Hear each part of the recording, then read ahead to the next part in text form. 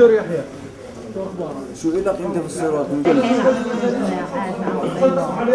شو بدي احكي؟ احنا في خراب الديار، ندعي الامن في عزا ابونا. انا جيت اخذ ورقه شهاده وفاه.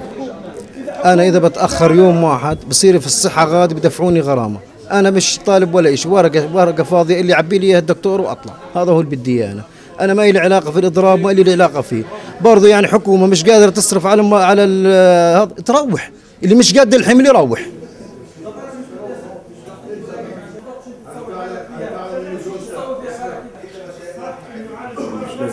سبب الإضراب أنه كان في هناك اتفاق مسبق مع وزير الصحة ووزير المالية مع كافة النقابات الصحية في وزارة الصحة على أنه رفع علاوة طبيعة العمل 100% ورفع علاوة المخاطرة 15% لكافة الموظفين على أن يتم تطبيقها في 1/1/2014.